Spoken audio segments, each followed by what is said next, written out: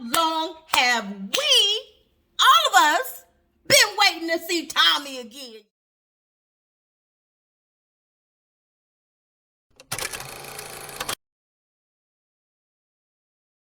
What's up, fam? It's your girl Q, back at Blessed to Be a Blessing, where we are blessed to be a blessing. Okay, I just want to jump right in. This is Power Book 4, Force. How long have we, all of us, been waiting to see Tommy again? Y'all listen, next to Ghost, Tommy is my dude, okay? I love me some Tommy. Joseph Sakura, bruh, shout out to you for being the awesome Tommy Egan, as you always have been. So happy to see you. All right, jumping right into season 1, episode 1, which is entitled A Short Fuse and a Long Memory. Okay, so boom, it starts off. Y'all remember when Tommy left, he was in the Mustang. He was bumping West Coast music, Regulator by Warren G, if I'm not mistaken. And he was on his way to the West Coast. Well, my boy ended up making a little pit stop in Chicago.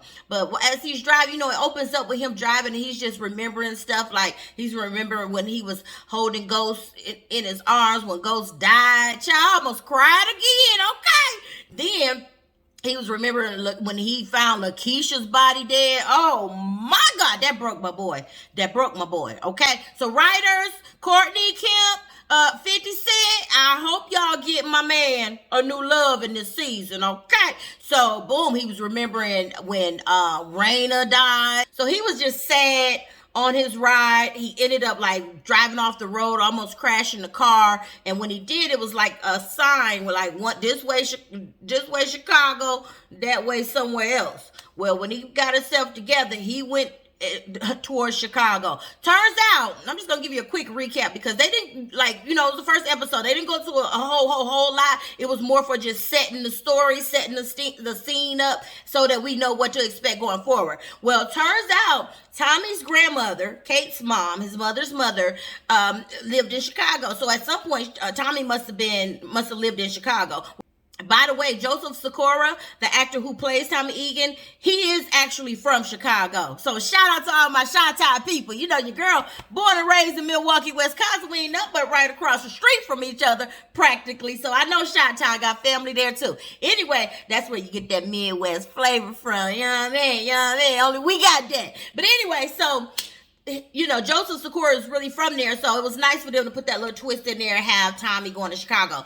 Well, Tommy rolls up at this big old house, and it looked like it had been like sold or whatever. Nobody lived in it. And so, he had this little picture of him when he was a little boy. And so he was like, remembering. And so some little young hood dude walks up to him and starts to mess with him, but Tommy checks him real quick, like, boy, bye. Okay. And he but by the way, what happened to the lady who lived in his house? So the dude was like, oh, no, he said, where is the lady buried who lives in his house? He was like, oh, Miss So-and-so, she not buried. They got her over there in Mulhern or something like that, which was some convalescent home. He was like, really? So Tommy went to the home and he saw his grandmother. She was being pushed in a wheelchair, and she was just like, so I'm thinking she Alzheimer's, something like that. It was just like she wasn't present, right? So he saw her and he was like, dang, he didn't say nothing or anything. He just left back out. Well, later on, he went back to the place where the grandma was chilling in like a little greenhouse with plants and stuff and everything. She was in there by herself. So he actually approached her this time, and he had that picture. Now, the back of that picture had some words written on the back of it, which might have been like Italian or something. I'm not really sure. It wasn't English, but when he was like, hey, grandma, remember me? She wasn't responding. So when he showed her the picture, he was like, remember me? Is Tommy. I haven't seen you since I was 4 years old, which that's a long time, y'all. So she was just looking at him real blank, and when he turned the picture around, showed her them words, she read the words, and she was like, Tommy! Like for a split second, she remembered who he was. So, and then she went back to not. So he leaves out. And it's this black dude following him. So Tommy ain't never slacking. So he like, okay. So as the dude gets closer behind him, Tommy turn around. He jack him up. He like, who sent you? What you do? Why you all up on me? I ain't even from here. So the dude was like, what you doing in there? How you know her? And he was like, what you mean? How you know her? The dude was like, Tommy asked him, how you know her? He was like, cause I'm her her grandson, the only person that's seen her in the last 6 years. So Tommy like, grandson? He was like, well, I'm her grandson. Y'all, turns out my girl Kate, honey, she done got her little mulatto child with a black man back in the day.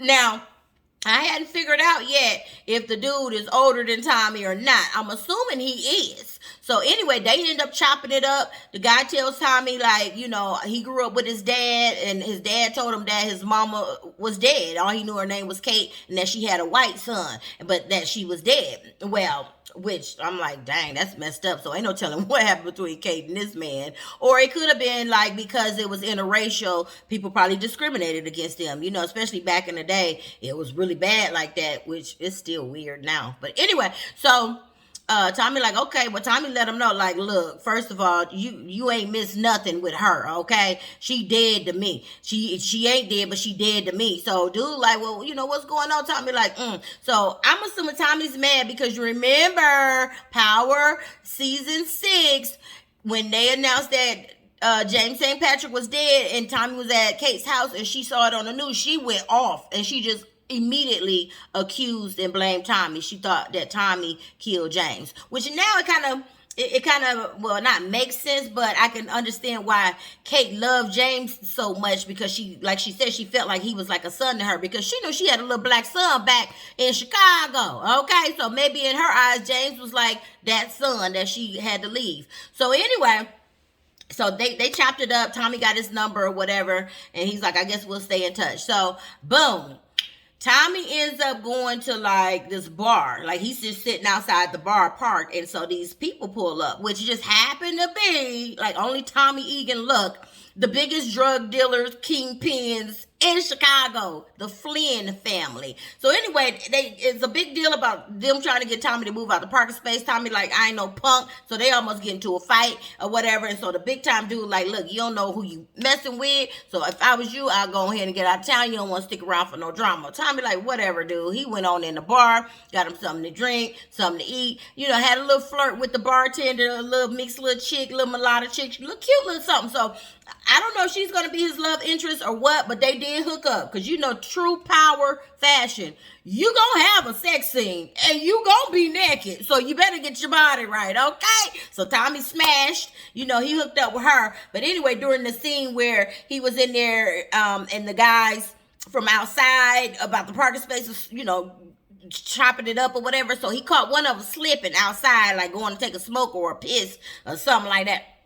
And honey, Tommy went and whooped his tail, broke his arm. I think he might have killed him. So then the other one, because it was two of them that was bothering him. So then he met up with the other one, because the other one was texting the other dude like, where you at, where you at? But Tommy had took his phone, so Tommy pulled up, okay? So Tommy shot at him. I can't remember. I think he did kill the guy. I'm not sure. But anyway, now Tommy's in trouble. Because like that man said, honey, you don't even know who you messing with. This the Flynn family. Well, long story short, the other guy that's working for Flynn was going on a dope run or deal, right? So Tommy went with him. And so while he was there, it was some other black dude that was there, which this dude is the brother of this guy named Diamond. Now, Diamond is going to be like a main character. Now, Diamond and his brother, well, Diamond is the head, or used to be the head of the little gang or crew called CBI, Chicago Brothers Incorporated. Mind you, Diamond just got out of prison doing 15 years, okay? Tall, dark chocolate, bald head, looking all milk duddy fine, and all of that, okay? So anyway, Tommy ends up with the Flynn guy and Diamond's brother, where they like, wait a minute, we supposed to be here to cop and exchange, and these two crackheads there trying to rob them. Okay, Tommy ended up dropping the two crackheads and saving the day. All right, so the Flynn's dude, the information gets back to his daddy, and his daddy like, I need to meet you, you know, like a for real mafia mob boss. So he want to meet you. So he ends up meeting up with Tommy. He like, look, you saved my son's life, whoop, whoop, whoop. You know, like, if you want to work, I got you. So the whole show, Tommy's phone was being blown up by this LA Connect. So finally, on Tommy's way back out, like, all right, let me go ahead and ride out or whatever. And so the LA Connect called, and Tommy like, you know what, I ain't coming. All right, I'm staying right here. So he turned around, he went right on. He continued to stay in Chicago because now he in there with Flynn. So now he got, you know, he got the biggest dealer. So that there you go. He got his Connect. He hadn't run into Diamond yet. We just saw Diamond's story of him getting out of prison and getting reacclimated to society, and his brother bought him a barbershop. So we can ready to see how this getting ready to play out. And I just think they're going to end up some kind of way as partners. You know, they got to keep that Tommy Ghost element, or that black dude and that white dude element, the same way they did with Power Book 2 with Tariq and Brady, which they like a little young Tommy and Ghost. So anyway, that's pretty much what got us started on Force. I'm looking forward for next week. You know, it's always action-packed. They're getting ready to jump right into it. I don't think this one was going to move slow like Raising Kanan did. You know, this first episode, they gave us our introductory. That's all we needed. Now, let's get down to business. All right. Ooh. All right. So listen, y'all. Thank you so much for tuning in to my channel. To all of my blessed ones, which I should have said in the beginning, I missed you. Thank you so much for tuning in and subscribing. For those who are just stopping by, welcome. Thanks for chatting with us. Go ahead, make sure you drop some comments. Let's get this conversation going. Let me know if you saw the episode, all right? Also, if you have not subscribed, what you waiting on?